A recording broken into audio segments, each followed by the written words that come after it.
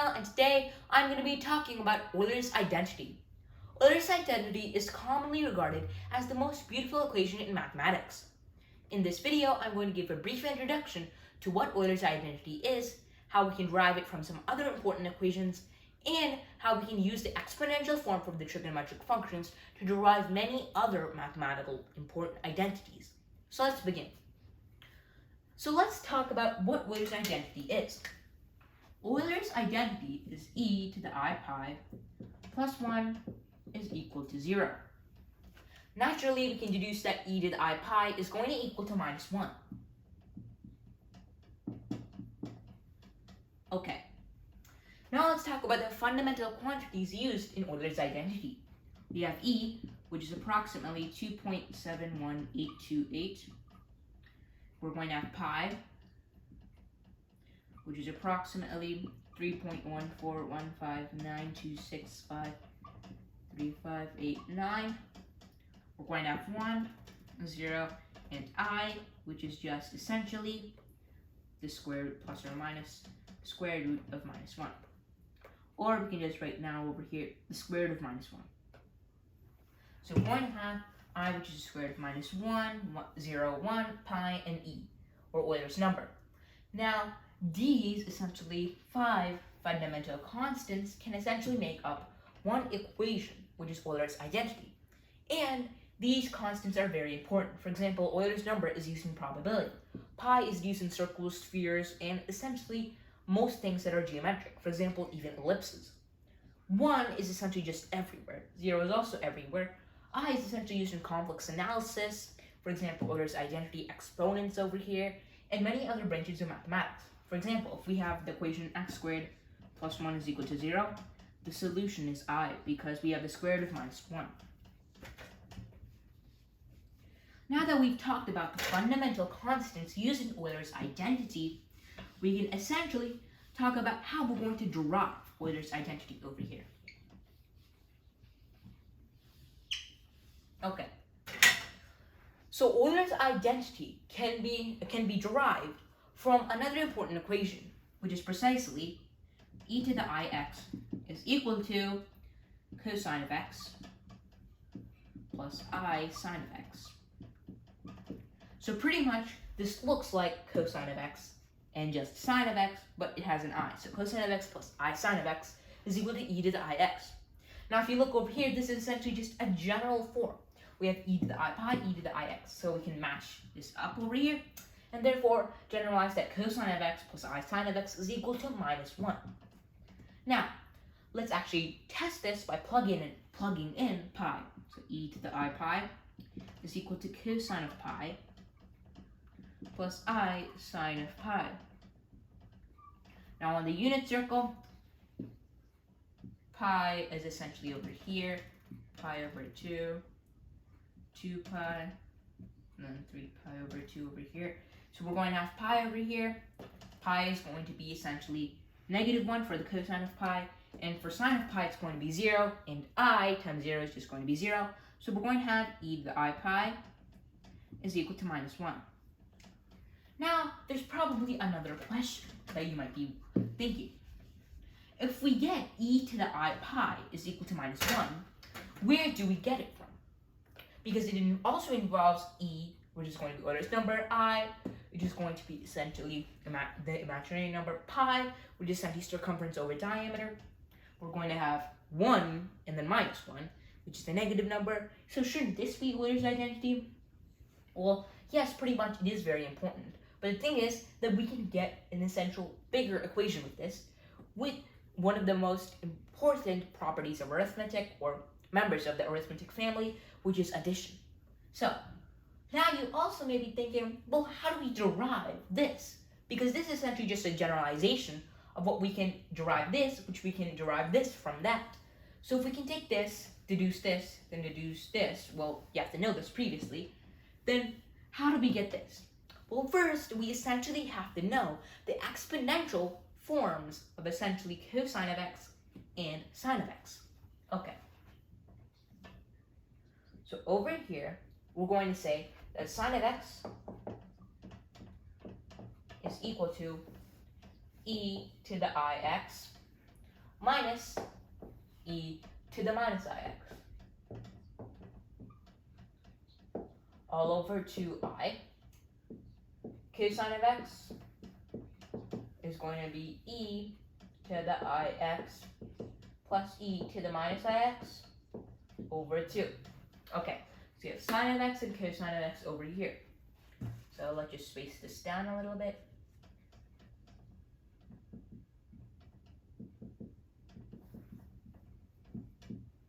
Now, let's essentially just perform the arithmetic over here and multiply the sine of x by I, and potentially, let's see if we get e to the ix. Because as you see, we have big expressions over here. How are we going to get a small expression? Well, if we do this, we're going to see that first, when we're essentially just adding two things up, and especially when they have denominators and numerators, or a fraction form, we're essentially going to try to match up the denominators.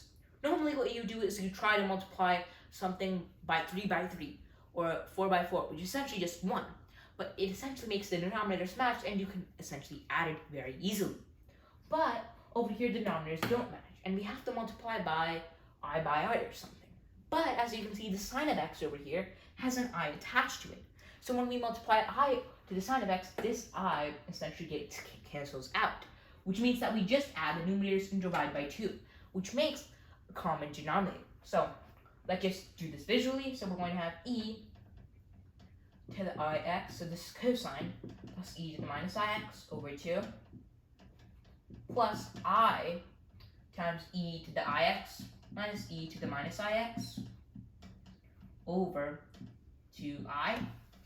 The i's cancel, therefore the denominators match. We're going to add them, so this is the same term, so we're going to have 2e to the ix. These terms cancel out because they have opposite signs and they have essentially the same term though. So then we're just going to have 2 on the bottom, and we're going to get e to the ix. Okay, now that we've got e to the ix, we've essentially technically kind of showed how this is essentially generalized. So essentially, pretty much to derive Euler's identity, all we have to know is the exponential forms of sine and cosine.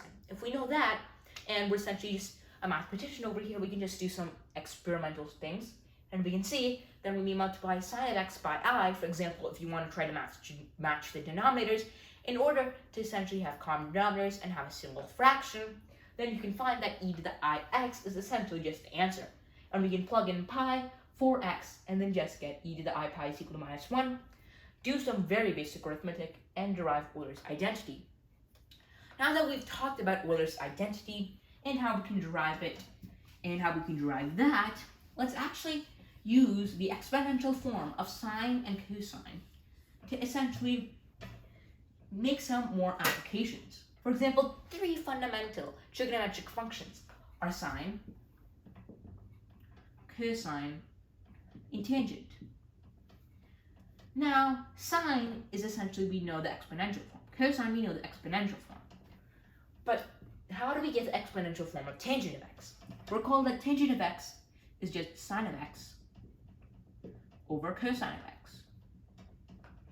If we just have sine of x over cosine of x, then that's just going to be tangent of x.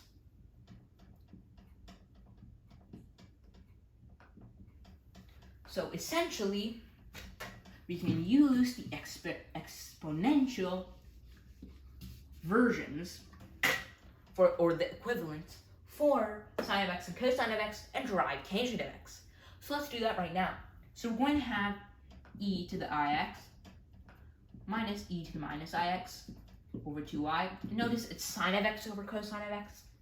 And we're going to have essentially e to the ix plus e to the minus ix over 2 for cosine of x. Now, a basic rule of thumb is for fractions, particularly, if we just say we have 1 over 1/2, this is just equal to 1 over the reciprocal of the denominator, which is just going to be 2. It is just going to be 2. Okay. Now, if we look over here, we can just do the same thing. E to the ix minus e to the minus ix over 2I times 2 over e to the ix plus e to the minus ix. Notice that the 2's cancel. Therefore, we can just, over here, simplify that we're just going to have e to the ix plus e to the minus e to the minus ix all over I times e to the ix plus e to the minus ix. And this is going to be particularly tangent of x. Now that we've derived what tangent of x is from the exponential forms of sine and cosine, we've essentially dug deeper into algebra, fractions, exponents, and trigonometry. But what about calculus? So let's essentially test what the sine of x is, or sine of x and cosine of x, by taking the derivative of sine of x but in the exponential form. Now if you know derivatives or watch my videos on how to take the derivatives, this is going to be very easy. And one thing that we have to recall is very important, which I'm going to talk about right now. So let's just say we have the derivative of sine of x.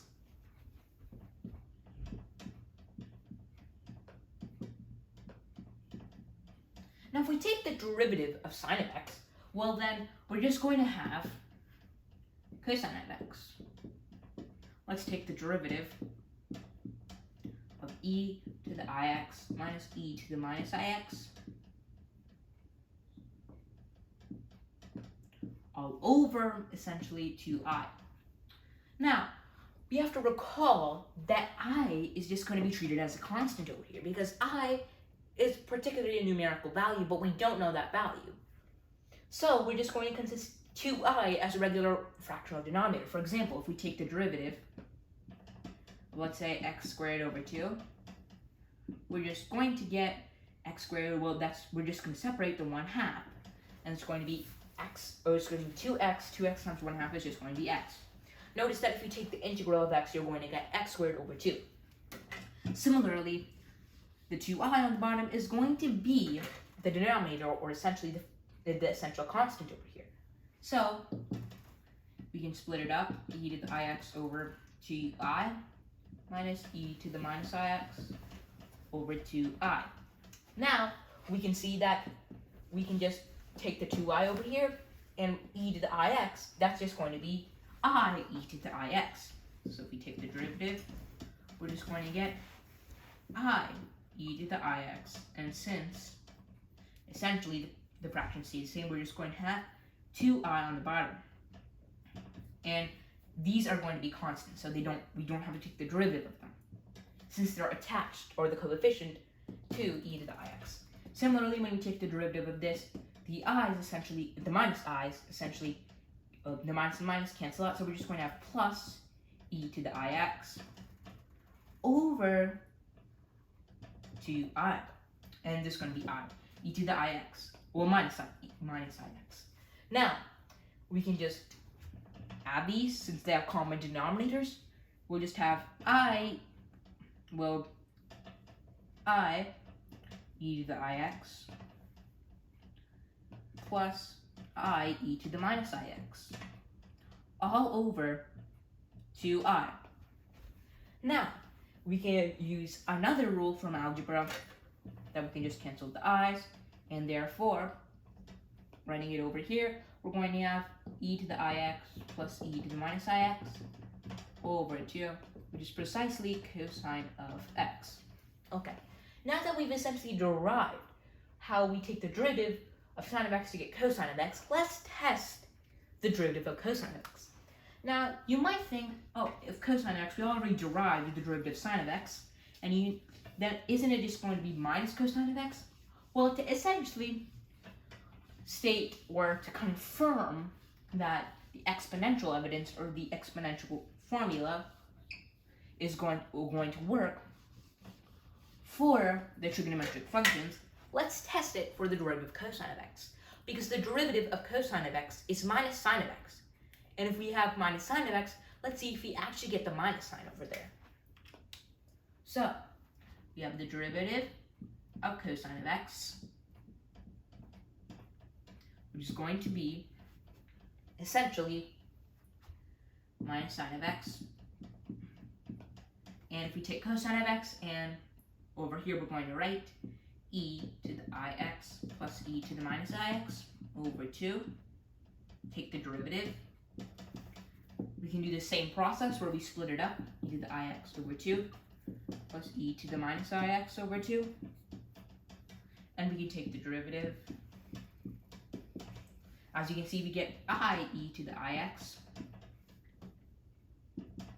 plus minus, we're going to have minus e to the minus ix.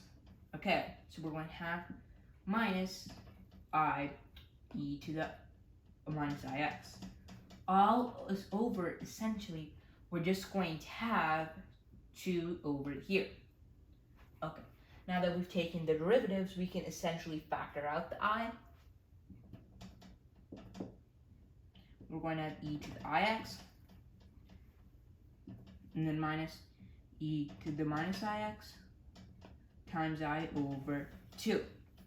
Now you also may be wondering, well, where's the I on the bottom? Well, if you look at our work, we're going to have e to the ix. Well, that's just going to be I e to the ix. And we essentially have e to the minus ix, which is just going to be minus e to the minus ix. Then we're just going to essentially have 2 on the bottom, since the 2 stays the same. And then we're just going to factor out I over here, because we have I over here, and we can factor out the I. Okay. Now that we have essentially shown this, we still will essentially need the minus sign, and we need the I. So where's that? Well, as you can see, we essentially got the top part, e to the minus ix, but we just need the denominator. And we can see we factor out an I. If we observe once more, we have e to the ix. Well, that's just going to be I e to the ix, normally. Then e to the minus ix, which is just minus e to the minus ix over 2. You can split this, add it up again, and then so we're just going to have this over here and conclude to get this. And notice that it's minus sine of x, not essentially particularly just sine of x. If we just had sine of x, then we would essentially just we would just have particularly just sine of x. For example, we would just have it over here. But since it's minus sine of x, it's the reason why I isn't in the denominator over there. Okay. Now that we've talked about that,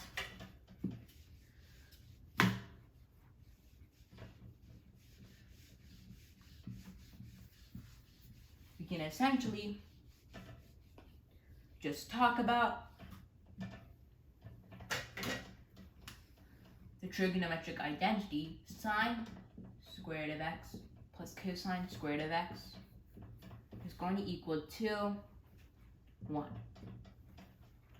Well, if we just have sine of x, this is just going to be e to the minus ix, as mentioned over here. So we have e to the ix minus e to the minus ix all over. We're going to have over here 2i, and then plus e to the ix plus e to the minus ix over 2. And these are going to be squared, is equal to 1. Let's just square the numerator and the denominator. Well, the numerator is just going to be e to the ix minus e to the minus ix times e to the ix minus e to the minus ix. So essentially, we're just going to have e to the 2ix minus 1. Then we're going to have e to the minus 2ix. Okay. How do we get this? Well, e to the ix minus e to the minus ix times e to the ix minus e to the minus ix. E to the ix times e to the ix, we can add the exponents, so we get e to the 2ix. E to the ix times e to the minus ix, well, we're going to get these cancelled, so we're just going to get e to 0, well, minus e to the 0, which is just going to become minus 1. Same thing over here, and then these become positive, and then e to the minus, it's going to become e to the minus 2ix. And the denominator, we're just going to get minus 4. Since the square root of minus 1 is just, when we square it, minus 1. So, and then 2 is just going to become 4. So, therefore, we get minus 4. We can take the minus. So, I should put it out front over here. So, that's the same thing. And then over here, the squaring the denominator is fairly easy. We just get 4 again, because 2 squared is 4. E to the ix plus e to the minus ix times e to the ix plus e to the minus ix.